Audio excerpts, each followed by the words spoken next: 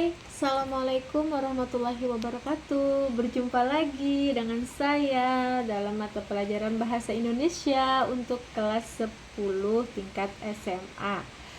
Apa kabar? Mudah-mudahan dalam keadaan sehat walafiat.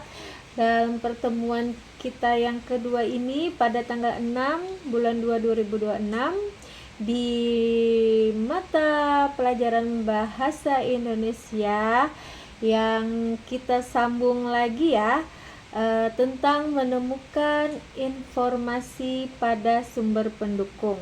Kemarin kan kita sudah 2 A dan B tentang teks, tentang negosiasi. Terima kasih yang telah mengumpulkan tugasnya, dan yang belum mengumpulkan tugasnya tidak apa-apa, tapi saya tunggu ya sampai kita bertemu tatap muka di pelajaran nanti.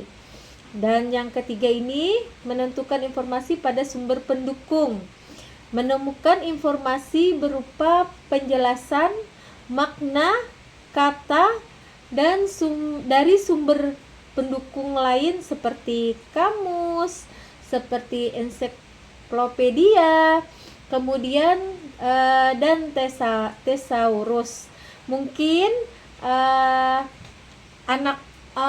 adik-adik sudah mengenal kamus, kemudian sudah mengenal ensiklopedia. Nah, di sini menemukan informasi pada sumber pendukung yaitu membantu kita memahami materi lengkap, akurat, dan dapat dipertanggungjawabkan. Misalnya saja kamus. Itu tidak asing lagi untuk kalian karena mungkin ada beberapa yang sudah tahu dan mungkin sudah hampir semuanya tahu tentang kamus. Kamus itu adalah buku atau sumber rujukan yang berisi daftar kata beserta arti, ejaan, pelafalan, dan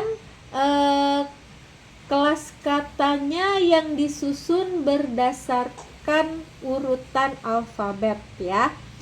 Dan ensiklopedia adalah buku atau sumber rujukan yang berisi kumpulan informasi atau penjelasan tentang berbagai ilmu, pengetahuan, tokoh, tempat, dan peristiwa disusun secara alfabet atau sistematis untuk memberikan pengetahuan umum. Sedangkan pengertian dari tesaurus adalah buku atau sumber rujukan yang berisi daftar kata beserta sinonim atau persamaan kata dan kadang antonimnya atau lawan kata yang digunakan untuk memperkaya kosakata dan memilih kata yang tepat saat menulis atau berbicara. Jadi kalau kamus kalian sudah pernah lah. Kalau ensiklopedia juga hampir pernah mendengar dan juga membuka-buka ya, seperti kamus juga. Nah, mungkin sedikit asing tentang tesaurus. Nah, tesaurus ini adalah kumpulan sinonim. Misalnya saja bahagia. Bahagia berarti persamaannya itu senang, riang, gembira. Kemudian sedih, pilu, muram, duka. Kemudian kalau misalnya pintar, cerdas, pandai, cakap. Nah, itu adalah contoh kata dalam sinonim. Kemudian contoh kalimatnya, misalnya ia merasa bahagia, berarti ia merasa gembira. Nah, itu contoh dari tesaurus. Kemudian saat ini berbagai informasi dapat kalian temukan secara daring atau online. Apabila ada kata-kata yang tidak kalian pahami, tidak kalian mengerti, maka penjelasannya dapat dicari melalui berbagai sumber pendukung. Tadi seperti kamus, seperti ensiklopedia, seperti thesaurus yang dapat diakses melalui online. Untuk rujukan kamus online, kalian dapat menggunakan Kamus Besar Bahasa Indonesia atau disebut dengan KBBI. Ya, jadi daring dari Kementerian Pendidikan dan Kebudayaan melalui aplikasi. Nanti saya akan memberikan aplikasinya ya. Aplikasi tentang kamus yang KBBI, kemudian ada tuh QR-nya, bisa saja kalian buka. Misalnya kalian ingin mencari kata, mencari apa ya yang sulit kalian pahami. Nah, di sana tuh kita bisa melihat. Jadi tidak mesti dari kamus yang lewat buku, tapi sekarang karena sudah canggih, jadi bisa melalui kamus dari KBBI, ensiklopedia juga dari online. Jadi nanti ada QR-nya atau webnya ya, nanti saya akan bagi. Jadi bisa saja kalian misalnya ada kata-kata yang tidak paham. Nah, untuk thesaurus juga dapat diakses secara daring atau online. Jadi adapun akses thesaurus tematik bahasa Indonesia dapat diakses juga ya melalui alamat tautan. Nanti saya akan beri nih di sini ada. Nanti silahkan.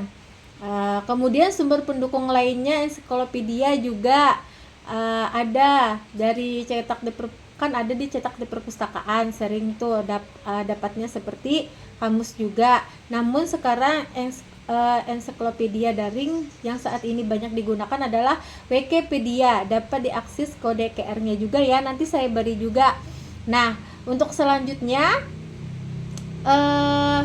yaitu yang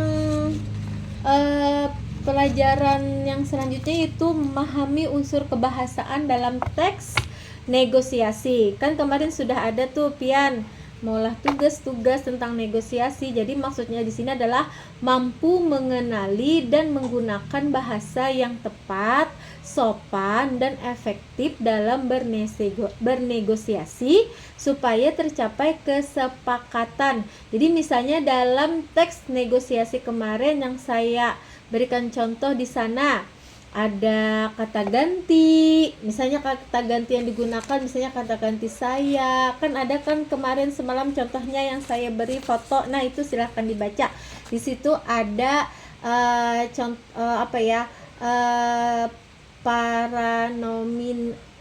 pranomina atau kata ganti, yaitu orang. Misalnya saja selamat pagi, mau cari pakaian apa? Saya mencari pakaian seragam anak. Nah, itu kan saya itu pakai kata ganti. Kemudian yang kedua, kalimat langsung. Kalimat langsung yang disampaikan penutur melalui dialog. Contohnya pembeli permisi. Di sini jual tas juga. Kata penjual iya, silahkan bisa dipilih-pilih. Nah, itu adalah kalimat langsung antara dua tokoh, antara pembeli dan penjual. Kemudian kalimat deklaratif dan interrogatif. Di sini yaitu kalimat yang menanyakan sesuatu. Contohnya, pembeli, "Pak, saya mau mencari sayur bayam ada?" Kata penjual, "Tentu ada, Bu. Silahkan, bayamnya baru datang." Jadi deklaratif ini memberi informasi. Interrogatif artinya mengajukan pertanyaan. Yang keempat yaitu kalimat persuasif, yaitu kalimat yang bertujuan untuk membujuk, menarik perhatian atau mempengaruhi. Contohnya, penjual mangga, "Ini Bu, mangga saya berkualitas baik, harganya murah, rasanya manis," sehingga penjual ini tertarik. Itu yang disebut dengan kalimat persuasif atau mempengaruhi. Yang kelima yaitu tuturan pasangan, maksudnya menentukan timbal balik dalam percakapan. bentuk tanya jawab antara pembicara dan lawan bicara, yang mana bisa bentuknya respon atau tanggapan dari tuturan yang disampaikan pembicara. Contohnya mengucapkan salam, kemudian membalas salam. Kemudian ada yang dalam penjual dan pembeli, ada yang bertanya dan ada yang menjawab pertanyaan. Itu yang dimaksud dengan memahami unsur kebahasaan dalam teks bernegosiasi ya. Itu macam-macamnya. Kemudian untuk tugas yang selanjutnya di pembelajaran yang kedua, yaitu cari kata atau arti, baik itu dari kamus, ensiklopedia, dan tesaurus. Katanya yang pertama distributor, yang kedua institusi, yang ketiga laptop, yang keempat aplikasi, yang kelima musik, yang keenam pentas. Kemudian dituliskan nanti di buku, nanti dikumpul pada saat tatap muka. Mungkin itu yang dapat saya sampaikan. Tetap semangat. Kalau ada pertanyaan-pertanyaan nanti boleh ditanyakan. Salah hilap mohon maaf. Assalamualaikum warahmatullahi wabarakatuh. Dah, sampai berjumpa nanti.